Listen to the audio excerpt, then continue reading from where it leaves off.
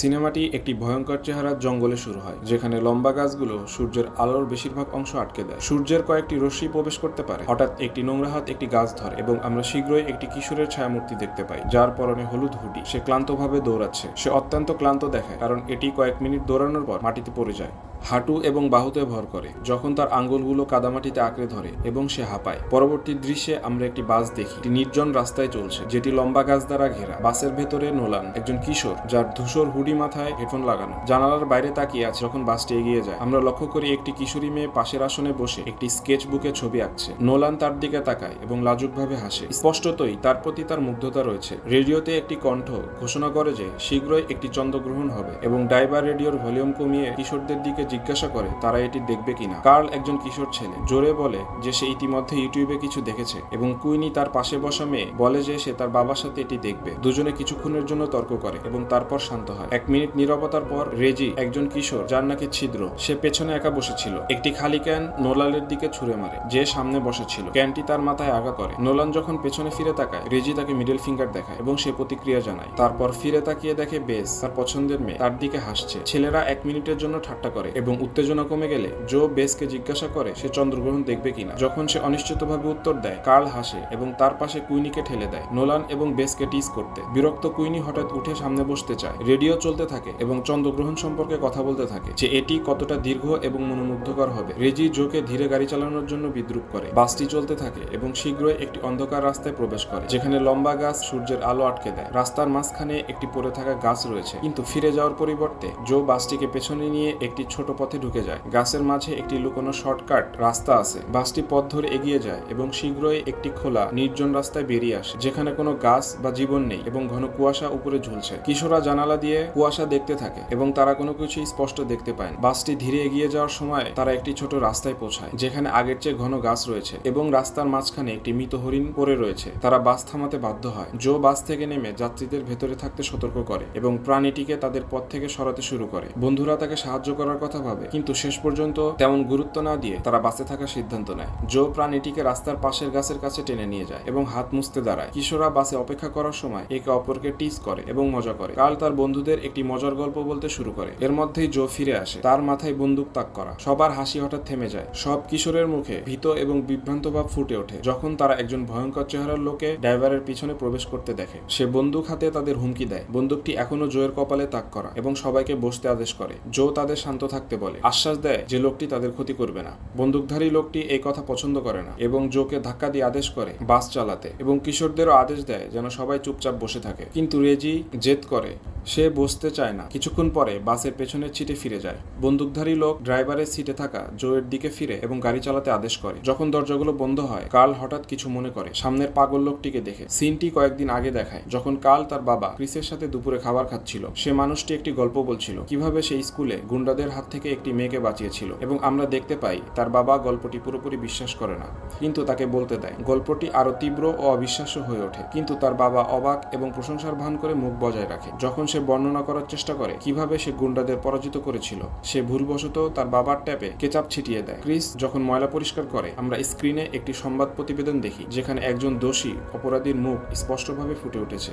Curl তার বাবাকে এটি সম্পর্কে জিজ্ঞাসা করে এবং ক্রিস তাকে একজন সিরিয়াল কিলারের কথা বলে, যে সবে জেল থেকে পালিয়েছে। সে ব্যাখ্যা করে যে তারা তাকে খুঁজে বের করার জন্য সবকিছু করেছে, কারণ সে একজন পাগল। সে মানুষের জিহ্বা খায় এবং ছোটদের প্রতি তার আকর্ষণ রয়েছে। ক্রিস কার্লকে টিচ করে, বলে চিন্তা না করতে, কারণ সে পালিয়ে যাওয়া অপরাধীকে স্কুলের গুন্ডাদের মতোই সামলাতে পারবে। সিনটি বর্তমানে ফিরে আসে। কার্লের চোখ বড় হয়ে যায় যখন সে বন্দুকধারী লোকটিকে পালিয়ে যাওয়া অপরাধী হিসেবে চিনতে পারে। দিন বিকেলে পরিণত হয় এবং বাসটি চলতে থাকে। পেড্রো সবাইকে তাদের ফোন জানালা দিয়ে ফেলে দিতে আদেশ দেয়, যাতে তারা সাহায্যের জন্য কল করতে না পারে। তারা সবাই তার কথা শুনে, শুধু রেজি ছাড়া, যে পেছনের সিট থেকে তাকে তীক্ষ্ণ দৃষ্টিতে দেখে। ড্রাইভারের সিট থেকে জো রেজির নাম ধরে ডাকে এবং পেড্রোর কথা মানতে অনুরোধ করে, কিন্তু নোংরা লোকটি তাকে চুপ করিয়ে দেয় এবং ক্রিপি ভাবে হাসতে থাকে। পেড্রো ধীরভাবে বাসের পেছনে রেজির দিকে এগিয়ে যায় এবং বন্দুকের নল তার মাথায় ঠেকায়। তাকে ভয় দেখায় যে বন্দুকটি আসল। এক ঝাঁক গালাগালি মুখ থেকে বের হয়ে যাওয়ার পর রেজি অবশেষে হার মানে এবং তার ফোন পেড্রোর হাতে তুলে দেয়। পেড্রো ফোনটি ছিনিয়ে নেয় এবং কিশোরদের জম্বি বলে অভিযোগ করে। সে তাদের বসে থাকতে এবং যাত্রা উপভোগ করতে বলে। জো বাসটি চালাতে থাকে, তখন চারপাশে অন্ধকার হয়ে আসে। বাইরে সাইনবোর্ড রয়েছে যা নির্দেশ করে তারা একটি পরিত্যক্ত সামরিক এলাকায় প্রবেশ করছে। নোলান এবং বেসি তাদের সামনে কার্লের সাথে কথা বলে, তাকে পেড্রোর হাত থেকে বন্দুক কেড়ে নিতে বলে, কিন্তু ছেলেটি ভয়ে মাথা নাড়ে এবং তা করতে অস্বীকার করে। তারা পেছনে রেজির দিকে তাকায় এবং আবার পেড্রোর হাতে বন্দুক দেখে। এবার বেসি মাথা নেড়ে অস্বীকার করে। ঠিক সেই মুহূর্তে পেড্রো পেছনে তাকায় এবং দুজনে দ্রুত সোজা হয়ে বসে। বন্দুক তাক করে পেড্রো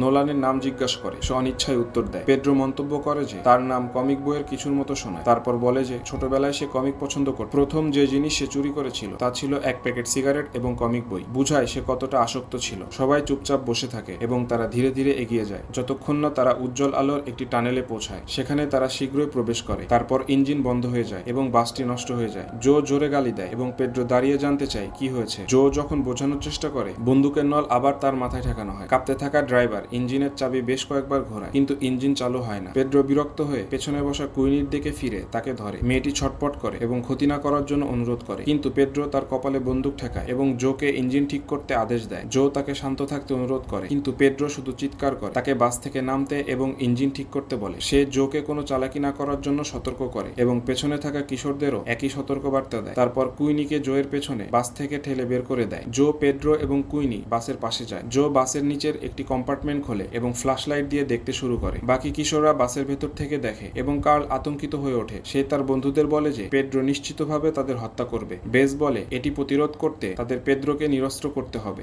ভীত কার্ল মাথা নেড়ে অস্বীকৃতি জানায় এবং বলে এখন তাকে নিরস্ত্র করা খুবই বিপজ্জনক হবে এবং রেজিও একমত হয়। জো বাসের সমস্যাটি বুঝতে পারছে না এবং মনে করে এটি ইঞ্জিনের সমস্যা যা সে ঠিক করতে পারবে না। হঠাৎ আলোগুলো নিভে যায় এবং পুরো টানেল অন্ধকার হয়ে যায়। শুধুমাত্র বাসের ভেতরে থাকা আলো দেখা যায়। পেড্রো জোয়ের দিকে বন্দুক তাক করে।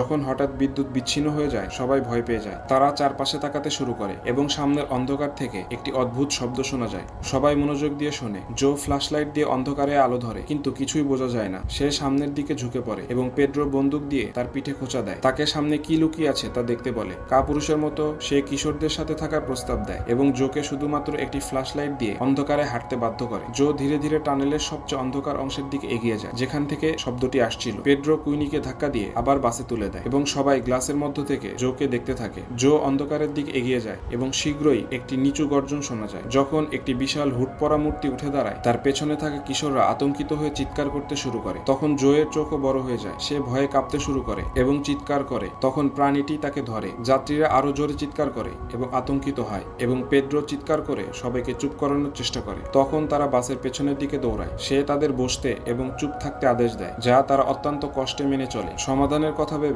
সে স্টিয়ারিং হুইলের দিকে হাত বাড়ায়, কিন্তু বুঝতে পারে চাবি ইঞ্জিনে নেই। বিরক্ত হয়ে সে একের পর এক গালাগাল দেয় এবং তারপর কার্লের দিকে ছুটে যায়। সে কাঁপতে থাকা কিশোরের দিকে বন্দুক তাক করে এবং তাকে বলে জোয়ের শরীর থেকে চাবি নিয়ে আসতে, কিন্তু কার্ল উত্তর দেওয়ার আগেই নোলান দাঁড়িয়ে যায় এবং তার জায়গায় যাওয়ার প্রস্তাব দেয়। একই সময় বেস বাসের সামনে দৌড়ে যায় এবং কেউ তাকে থামানোর আগেই সে বাস থেকে লাফিয়ে পড়ে। নোলান তাকে থামানোর চেষ্টা করে, কিন্তু পেড্রো তার দিকে বন্দুক তাক করে এবং তাকে সেখানেই আটকে দেয়। বেস ধীরে এবং সাবধানে জোয়ের দিকে এগিয়ে যায়। বাসের অন্যরা তখন চুপ করে থাকে। বেস জোয়ের অবশিষ্ট দেহের কাছে পৌঁছায়। কাঁপতে কাঁপতে হাঁটু গেড়ে তার পকেটে হাত ঢোকায় চাবি বের করতে। সে জোয়ের মুখের দিকে তাকায় এবং কাঁদতে শুরু করে, কিন্তু অন্ধকারে একটি দূরের শব্দ তাকে বিভ্রান্ত করে। সে ফ্ল্যাশলাইটটি নিয়ে আলো জ্বালায়। হঠাৎ কিছু একটা নড়াচড়া করলে সে চমকে যায় এবং দ্রুত বাসে ফিরে আসে। পেড্রো তার কাছ থেকে চাবি নিয়ে রেজিকে ইঞ্জিন চালু করতে আদেশ দেয়। যখন নোলান জোয়ের কথা জিজ্ঞাসা করে, বেস মাথা নেড়ে নেতিবাচকভাবে জানায় যে জো আর বেঁচে নেই। রেজি বাস চালু করার চেষ্টা করে, কিন্তু ইঞ্জিন চালু হয় না। পেড্রো অধৈর্য হয়ে ওঠে এবং হুমকি দেয় যে রেজি যদি তৎক্ষণাৎ বাস চালু না করে তবে সে অন্যদের গুলি করবে। সে কুইনিকে, যাকে সে ফোর আইস বলে ডাকে, তাকে দিয়ে শুরু করার হুমকি দেয়। অপমানে ক্ষুব্ধ হয়ে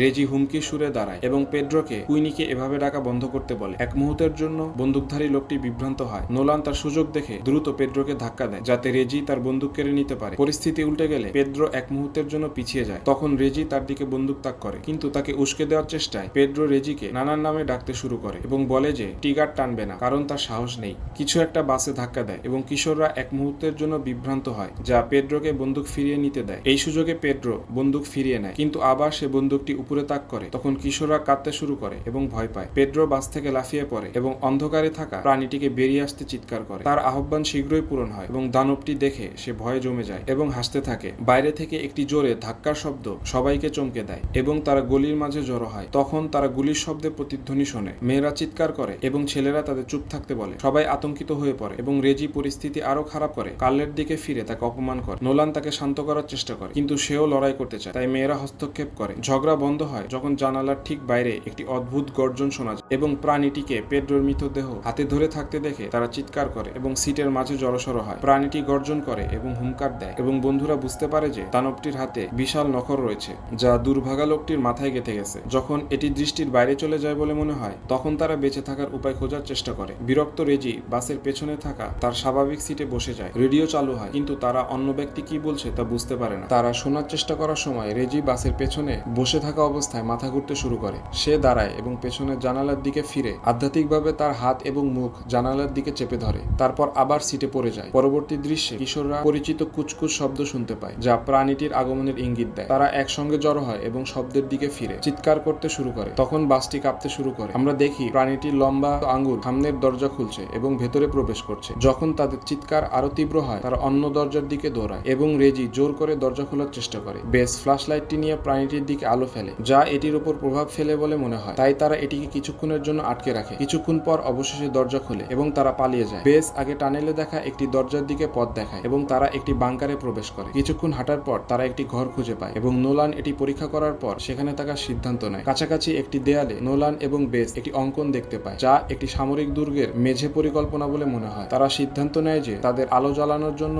কন্ট্রোল টাওয়ার খুঁজতে হবে, কিন্তু রেজি মনে করে তারা এটি খুঁজে পাবে না। তারা জো এর কথা বলতে শুরু করে এবং রেজি অন্যদের বলে যে জো তার বাবাকে চিনত। এখানে আমরা জানতে পারি যে রেজির বাবা জেলে আছেন। রেজি দুঃখের সাথে আরো বলে যে তার বাবা নির্দোষ এবং শুধুমাত্র ফাঁসানোর কারণে জেলে আছেন। নোলান দেয়াল থেকে মানচিত্রটি নেয় এবং বন্ধুদের নেতৃত্ব দেয়, কন্ট্রোল রুমের দিকে ইশারা করে এবং বেস তার সাথে যাওয়ার প্রস্তাব দেয়। নোলান অবাক হয় এবং রেজি তাদের শুভকামনা জানায়। যখন তারা দুজনে কন্ট্রোল টাওয়ার খুঁজতে যায় পথে তাদের মধ্যে ভালো কথোপকথন হয়। নোলান সুযোগ নিয়ে তার অঙ্কনের প্রশংসা করে, তাকে বলে তার মায়ের কথা যিনি ছবি আঁকতেন এবং তার প্রিয় পেইন্টিংটি ছিল সমুদ্রের ধারে একটি নীল সমুদ্রের ছবি। এদিকে নিরাপদ ঘরে ফিরে কার্ল ড্রামের শব্দ করে এবং ইশারা করে সে যা খেতে চায় তা তালিকাভুক্ত করে। রেজি তাকে চুপ করাতে চায় কিন্তু সে শুনে না এবং তারা একটি হাস্যকর ঝগড়ায় জড়িয়ে পড়ে। কুইনি দুজনকে বাধা দিয়ে বলে তাকে মূত্র বিসর্জন করতে হবে এবং ছেলেরা ভোট দেয় যে রেজি তার সাথে যাবে যাতে কার্ল শব্দ করতে থাকতে পারে। কন্ট্রোল টাওয়ারের খোঁজে নোলান এবং বেস একটি বিশাল মেশিনের সামনে পড়ে যা একটি বড় স্পটলাইট বলে মনে হয়। বেস মন্তব্য করে যে পরিকল্পনাটি স্পষ্টতই কাজ করেনি। যখন সে তার জ্বলন্ত মশালটি একটি অভ্যন্তরীণ গুহার দিকে নির্দেশ করে সেখানে একটি মৃতদেহ পড়ে থাকে। রেজি এবং কুইনি কিছুটা হাঁটে, কিন্তু কুইনি প্রস্রাবের জন্য জায়গা বেছে নেওয়ার আগে রেজিকে পেছনে ফিরে দূরে সরে যেতে বলে। তারপর সে প্রয়োজনীয় কাজের জন্য বসে। ব্যস্ত থাকাকালীন রেজি তাকে বলে যে সে রেগে গেলে সুন্দর লাগে এবং সে তাকে আরো প্রায়ই রাগাবে বলে পরিকল্পনা করে। উত্তরের আশা থাকলেও কোনো উত্তর না পেয়ে রেজি তাকে ডাকে। সে কনফিউশনে থাকে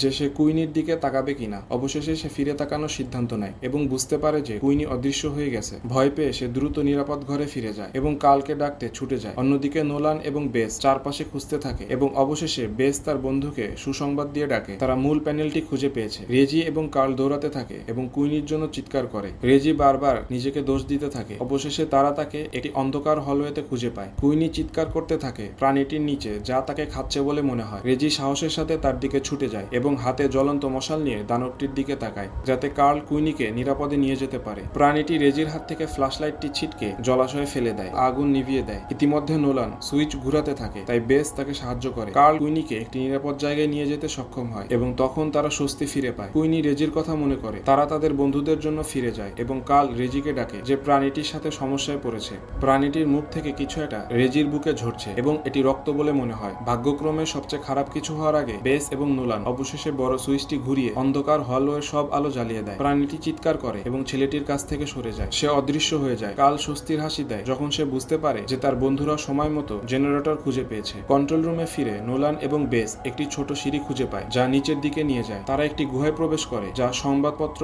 এবং জোকে হত্যাকারী প্রাণীটির ছবিতে ঢাকা। তারা বই এবং ডায়েরিও খুঁজে পায় যা বলে যে কেউ এই প্রাণীটির প্রতি আচ্ছন্ন ছিল। নোলান একটি ছোট মেয়ের পোলারয়েড ছবি খুঁজে পায় এবং পুরো গল্পটি একত্র করতে শুরু করে। তারা তাড়াহুড়ো করে বন্ধুদের বলতে ফিরে যায় এবং একটি হলওয়েতে হঠাৎ থেমে যায়। কাছাকাছি একটি কোণে একটি ছায়া এগিয়ে আসতে দেখা যায় এবং তারা চুপ করে অপেক্ষা করে দেখার জন্য যে এটি কার ছায়া। ভাগ্যক্রমে এটি রেজি এবং অন্যরা, তাই নোলান বেসের সাথে স্বস্তির নিঃশ্বাস ফেলে। তারা লক্ষ্য করে যে কুইনি আহত এবং তার কাছে ছুটে যায়। কার্ল কি ঘটেছে তা নিয়ে বকবক করতে শুরু করে, কিন্তু কেউ তার কথা বুঝতে পারে না, তাই নোলান তাকে শান্ত করে। তখন বেস কুইনির আঘাত পরীক্ষা করে। কুইনি গভীরভাবে আহত হয়েছে এবং রেজি ঘোষণা করে যে এটি তার দোষ, কারণ সে তাকে একা ফেলে গিয়েছিল। সে তাদের চলে যাওয়ার জন্য চেষ্টা করে, কিন্তু বেস ব্যাখ্যা করে যে তারা তা পারবে না। গ্রুপটি কন্ট্রোল টাওয়ারে যায়, যেখানে তারা জুলিয়াস নামে একজন জীর্ণ মানুষের দেহ দেখে। নোলান তাদের একটি ভূগর্ভস্থে নিয়ে যায় এবং সেই লোকটি সম্পর্কে সব বলে। সে ব্যাখ্যা করে যে কিভাবে লোকটি প্রাণীটির প্রতি আচ্ছন্ন হয়ে পড়েছিল, যাকে সে নাইট নোম্যাড বলে। যখন এটি তার বোনকে নিয়ে গিয়েছিল, নোলান জুলিয়াসের ডায়েরি থেকে তাদের পড়ে শোনায় এবং আমরা পরবর্তী দৃশ্যে শব্দগুলোর আকার নিতে দেখি। জুলিয়াস একটি হলুদ হুডি পরা ছোট ছেলে, তার বোনের সাথে জঙ্গলে হাঁটছে। বোঝা যায় যে তারা একটি দুঃসাহসিক অভিযানে রয়েছে। নোলান গল্পটি পড়ার সময় আমরা দেখি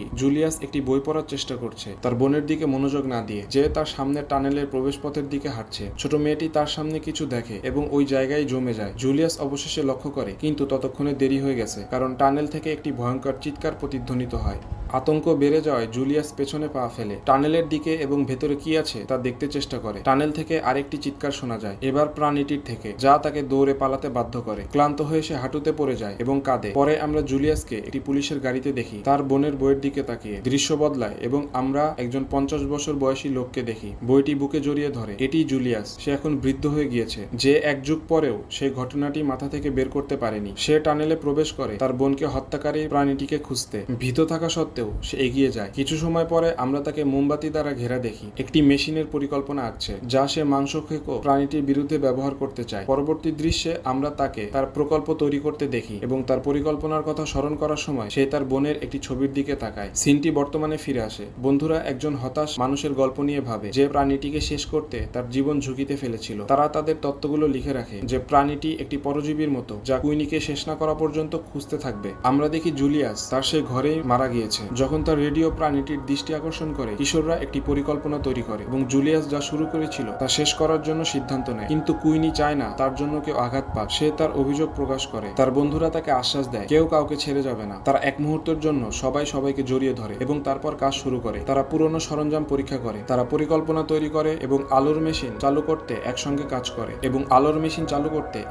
কাজ করে অবশেষে নাইট নোম্যাডকে ধরার জন্য তারা একটি পরিকল্পনা তৈরি করে। তারা কুইনিকে একটি নিরাপদ জায়গায় নিয়ে যায়। তাদের রক্তমাখা জামা কাপড় দিয়ে প্রাণীটিকে সেই ঘরে ঢুকানোর পরিকল্পনা চালু করে। পরিকল্পনাটি কাজ করছে বলে মনে হয়, কিন্তু বেস একা সুইচটি ঘুরাতে পারে না। আলো কাজ না করায় এবং রেজির বোতাম চাপার পর কিছুই পরিবর্তিত না হওয়ার জন্য পরিস্থিতি নিয়ন্ত্রণের বাইরে চলে যায়। নোলান প্রায় নাইট নোম্যাডের হাতে ধরা পড়ে, কিন্তু বেস তাকে বাঁচায়। প্রাণীটি নোলানের পরিবর্তে বেজের পেছনে ছুটতে থাকে। কুইনির সাথে লুকিয়ে থাকা বেসকে একটি দরজার পেছনে খুঁজে পায়, কিন্তু দূরের একটি ধাক্কার শব্দ এটিকে বিভ্রান্ত করে। তারা কুইনির রক্তমাখা জামা কাপড় একটি আলোর উৎসের সামনে রেখে প্রাণীটিকে একটি ঘরে প্রলুব্ধ করে। প্রাণীটি জামা কাপড়গুলো ধরে, যেমনটি তারা আশা করেছিল, এবং তারা দ্রুত আলো জ্বালিয়ে এটিকে ক্ষণিকের জন্য অন্ধ করে দেয়। কাল সাহসের সাথে এটিকে ছুরি মেরে মেয়েদের পালানোর জন্য সময় বাড়িয়ে দেয়। কুইনি এবং বেস জীবিত অবস্থায় টানেল থেকে পালায় এবং স্বস্তির নিঃশ্বাস ফেলে। তারা পেছনে তাকায় এবং প্রাণীটিকে তাদের দিকে চিৎকার করতে দেয়। প্রাণীটি টানেলের অন্ধকার থেকে বের হতে পারে না। দূর থেকে ছেলেরা জ্বলন্ত মশাল হাতে তাদের দিকে ছুটে আসে এবং প্রাণীটিকে কোণঠাসা করে। তারা নাইট নোম্যাডের কাছে পৌঁছায় এবং এটিতে আগুন ধরিয়ে দেয় এবং সবশেষে এটিকে জ্বলতে দেখে। পরবর্তী দৃশ্যে